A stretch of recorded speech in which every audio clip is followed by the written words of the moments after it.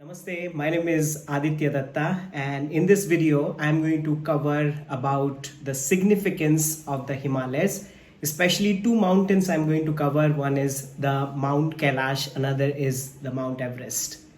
We have always known the Himalayas to be the connection between the sky and the earth, between the material world and the spiritual world. Mount Kailash is the abode of the Lord Shiva, and we say this is the epitome of spirituality from where yoga has started.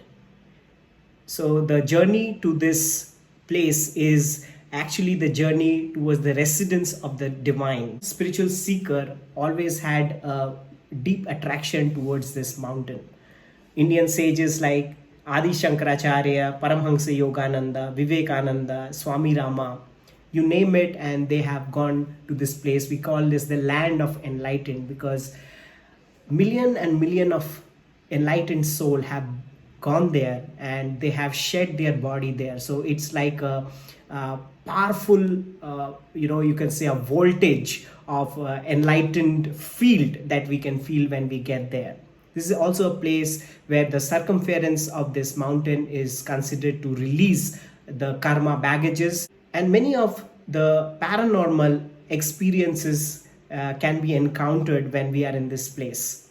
Mount Kailash is called the crown chakra of the earth. Like humans have 7 chakra, earth also have 7 chakras, and it says Kailash is where the Sahasrara, the crown chakra is. So when we are in this zone, our crown chakra is activated to the earth crown chakra, and we are exposed to this enormous spiritual field of awakening. Mount Kailash is also considered like an axis around which the entire universe revolves. So this is our group, and I have been to the Kailash Yatra in 2018 with my friends, and every year we plan these yatras. I'm passionate about the spiritual connection and connecting with different people. A little bit background about myself: I started as an employee with Microsoft, and then I switched into becoming an identity coach and traveler because I was going through an identity crisis, and something inside me was saying that I need to find my authentic self. So that was the start of my journey, and these two books has really moved me. The autobiography of a yogi, living with the Himalayan masters, they gave a very deep insight on visiting the Himalayas and why the yogis have always been called to the Himalayas and they visit. So that's how my journey started, becoming like a traveler and like a seeker, and I learned from different masters about self-healing and self-awakening, and I started spreading the wisdom through different workshops to different countries, and I was able to visit different countries and people through this sharing. The next mountain is the Everest, and in 1823 George Everest measured the Himalayas to be 29,000 feet, and after him the mountain was named Everest. And it says that because of the plate movement in the Tethys Sea, this mountain was formed. The original name of this mountain was Sagarmatha in Nepalese, and there was a story in our ancient scripts about the great flood, where Lord Vishnu came and told the king that there is going to be a great flood and the entire beings they are going to get drowned. So you better prepare a boat and put all the animals and people inside the boat.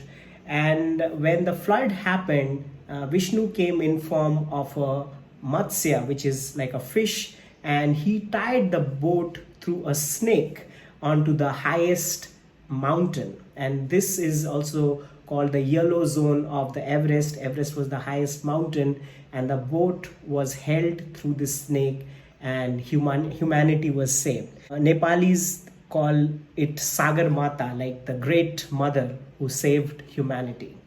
So when we're doing this journey, we also have the opportunity to visit the land of Tibet. We call it the land of gods because this is a place where Tibetan Buddhism has originated, and we can witness and experience many mystical and spiritual experience with visiting these places. Another very important place is Pashupatinath temple in Kathmandu, the the greatest temple of Lord Shiva, and we call it like the headquarters of Lord Shiva. Another is the Muktinath temple, where Lord Vishnu has manifested in form of deity Muktinand, that means the Lord of Liberation. The route towards this journey can be in three ways: through the Indian government, but only the Indian passport holders are allowed through this route. The other two routes are Nepal and Tibet, where Nepal is considered as the best route because these people have been serving this path for many decades, and they are experts, and they have better tools and arrangements to take the pilgrimage safely throughout this yatra. I am dedicated on doing this yatra every year with many of my friends, and this had been like a life changing for me and many of our friends. And I would love to connect with you. If you have any questions regarding this, you can get back to me on this. Thank you for listening.